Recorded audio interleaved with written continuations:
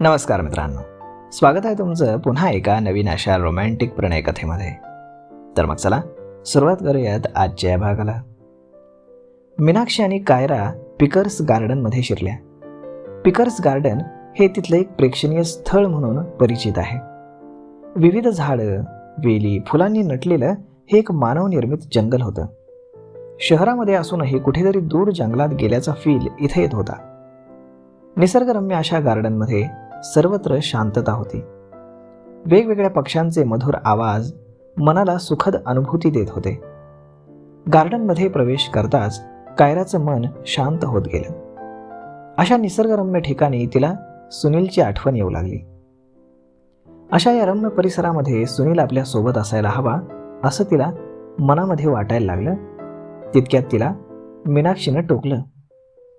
काय ग, कसला विचार करतेस? काही नाही कसं? मी सांगते, तू सुनीलबद्दल विचार करतेस. कायरा आश्चर्यचकित होत म्हणाली. तुला कसं कळलं? अगं मी चेहरा वाचते, खूप हुशार आहे ग मी. यावरती कायरा हसली. मीनाक्षी, मला सांग, हे सारं कसं घडलं? किंवा हे तू सारं कसं काय घडवून आणलंस? मीनाक्षी अगदी गोड हसली. अगं सुनील माझा कॉलेजचा मित्र आहे. मित्र म्हणताच कायराचा चेहरा बदलला. अगं भलता सलता विचार करू नकोस. मीनाक्षी हसली. खरं पाहिलं तर तो माझा मानलेला भाऊ आहे. आता मात्र कायराच्या चेहऱ्यावरचा ताण कमी झाला. मी आणि विपुल ज्यावेळी एकमेकांच्या प्रेमात पडलो होतो त्यावेळी मला सुनीलनं फार सहकार्य केलं. विपुल? कायराने तिच्याकडे प्रश्नार्थक मुद्रेनं पाहिलं. विपुल माझा नवरा ग, ती पुढे बोलायला लागली. आम्ही सगळे एकाच कॉलेजमध्ये शिकायचो. सुनील खूप चांगला आहे. कॉलेजमध्ये तसं काही नव्हतं, परंतु पुढे कॉलेज संपलं आणि सारे आपापल्या मार्गाने निघून गेले.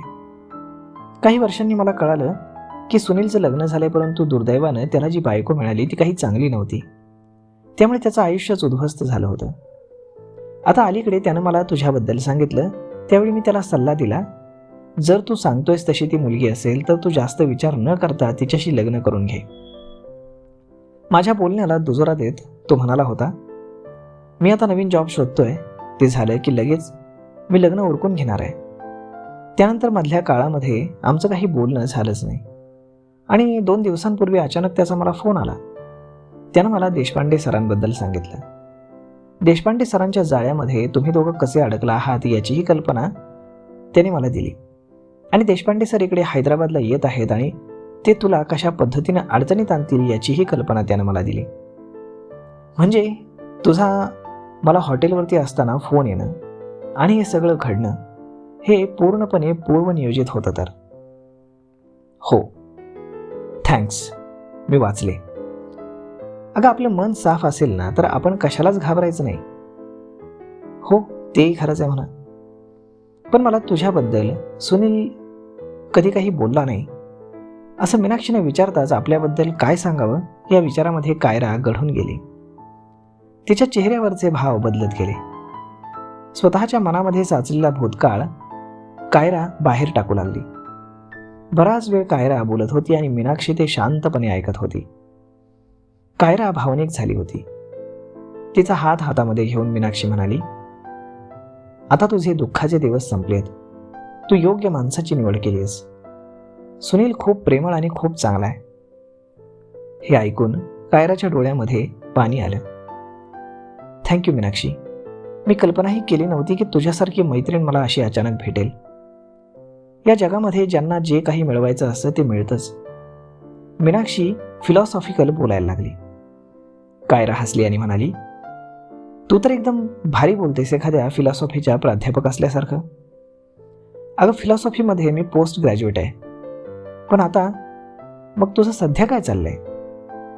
माझी एक छोटीशी संस्था आहे. गरजू लोकांची आम्ही मदत करतो. अरे वा, खूपच छान काम आहे तुमचं. तेवढं काही मोठं काम नाही, परंतु जेवढं जमतं तेवढं आम्ही करतो. मुंबईला कधी येत नाहीस का? येते, नेहमी येते. पण बऱ्याचदा मी खूप घाईत असते, त्यामुळे मुंबईला आले तरी सुनीलची आणि माझी काही भेट होत नाही. आता मात्र तू आलीस की मला भेटावं लागेल. हो, नक्कीच. त्यांच्या गप्पा खूप चांगल्या रंगल्या होत्या. दोघींनाही असं वाटत नव्हतं की आपण पहिल्यांदाच भेटतोय. कायरानं मग मीनाक्षीला तिच्या वैवाहिक जीवनाविषयी काही प्रश्न विचारले. त्यावर ती हसली आणि म्हणाली, अगं मी लव्ह मॅरेज केलंय. त्यावर कायरा खळखळून हसली आणि म्हणाली, अगं तुला नेमकं म्हणायचंय तरी काय? मला हेच म्हणायचंय की लव्ह मॅरेज केल्यानंतर आता पुन्हा आवडीचा नवीन माणूस शोधणं कठीण असतं. म्हणजे काय ग, तसं काही विचार केलायस का? नाही ग, मी तुझी आपली गंमत केली. असो, पण तुझा नवरा काय करतो? तो पत्रकार आहे. इथल्या एका महत्त्वाच्या पेपरमध्ये तो लिहित असतो. मग त्याला सांग माझी कथा लिहायला. हो, नक्की सांगेल. अगोदर तुझी कथा पूर्ण तर होऊ दे, म्हणजे तुझं लग्न तरी होऊ दे. ते याच महिन्यात मला करायचंय. चल आपण जरा गार्डन फिरूयात. निसर्गरम्य वातावरणामध्ये त्या फिरू लागल्या. एका ठिकाणी अगदी नैसर्गिक वाटावा असा तलाव त्यांनी तयार केला होता. त्यामध्ये बोटी सुद्धा होत्या.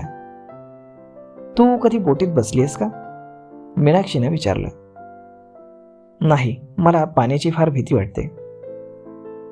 तर मग चल, तुझी भीती आज काढून टाकू. असं म्हणून ती तिचा हात धरून बोटीकडे घेऊन गेली. तिथे उभ्या असलेल्या व्यक्तीकडनं त्यांनी तिकीट काढलं आणि त्या दोघीही बोटीमध्ये बसल्या. हातानं किंवा पायानं पेडल मारल्यावरती बोट पुढे जात होती. त्या दोघी बसून पायानं पेडल मारत बोट तळ्याच्या मध्यभागी घेऊन चालल्या. आता त्या दोघी तळ्याच्या मध्यभागी आल्या होत्या. चहूबाजूनी पाणी दिसत होतं. तळ्यामध्ये आणखी काही बोटी फिरत होत्या. निसर्ग खूप सुंदर आणि शांत वाटत होता. कायराला मात्र भीती वाटत होती, पण मीनाक्षीनं बोलून तिची भीती नाहीशी केली. आता ती देखील काहीशी धीट झाली होती. ती बोटीतील आपल्या खुर्चीवरून उठली आणि पलीकडे जायला निघाली. तर मीनाक्षीनं तिला थांबवलं. अगं जास्त कोपऱ्यात जाऊ नकोस. मीनाक्षी, माझा एक मस्त फोटो काढ. मला सुनीलला जळवायचा आहे. अशा निसर्गरम्य वातावरणामध्ये तो माझ्या सोबत नाही याचं त्याला दुःख वाटायला हवं. तू माझे मस्त फोटो काढ. असं म्हणून ती बोटीच्या मागच्या टोकाला जाण्यासाठी ती गेली आणि एकदम स्टाईलनं उभी राहिली. आणि अशातच अचानक तिचा तोल गेला आणि ती पाण्यात पडली. ती पाण्यात पडताच एक मोठा आवाज झाला. मीनाक्षीला काय करावं ते सुचेना. तितक्यात तिचं लक्ष गेलं तर कायराच्या दिशेने एक तरुण पोहत आला. तो वेगाने तिच्याकडे आला आणि त्यानं तिला उचलून होडीमध्ये टाकलं. मीनाक्षीचा जीव भांड्यात पडला. मोठ्या संकटातून त्या दोघेही वाचल्या. मग त्या युवकानं होडीला लोटत किनाऱ्यावर आणलं. तो किनाऱ्यावर येताच तिथं उपस्थित लोकांनी टाळ्या वाजवल्या. कायरा पूर्ण भिजली होती. तिची दमछाक झाली होती. ती होशमध्ये होती. तो तरुण पलीकडे उभा राहून टॉवेलनं आपलं अंग पुसत होता. त्यानंतर तो कायराकडे आला आणि म्हणाला, आता कसं वाटतंय? ठीक आहे ना? हो, आता बरं वाटतंय. हे कसं काय झालं? मला काहीच कळालं नाही. अगं तू पलीकडे गेलीस ना तर त्या होडीचा बॅलन्स चुकला आणि मी काही सांगण्या अगोदरच तू पाण्यात कोसळलीस आणि यांनी धाडस करून तुला वाचवलं. मॅडम, मी काही विशेष काम केलं नाही. हा माझ्या ड्युटीचा भाग आहे. मी इथे गार्ड म्हणून काम करतो. तुमचे आभार कसे मानावेत हेच कळत नाही. कायरा त्यांना हात जोडून म्हणाली. नाही, त्याची काही गरज नाही. फक्त अशा ठिकाणी थोडीशी काळजी घेणं महत्त्वाचं असतं. एवढंच लक्षात ठेवा म्हणजे झालं. धन्यवाद. असं म्हणून कायरा आणि मीनाक्षी दोघीजणी गार्डनच्या बाहेर आल्या. मीनाक्षीनं रिक्षावाल्याला हात दाखवला आणि रिक्षावाला त्यांच्या समोर येऊन थांबला. आणि मग काहीच न बोलता त्या दोघी रिक्षामध्ये बसल्या.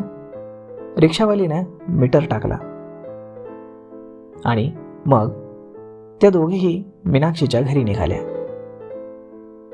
तर मग मित्रांनो, आजचा हा भाग तुम्हाला कसा वाटला हे तुम्ही आम्हाला कमेंट करून नक्कीच सांगा. आणि जर आवडला असेल तर आपल्या जवळच्या मित्रमंडळींसोबत देखील हा व्हिडिओ तुम्ही शेअर करायला विसरू नका.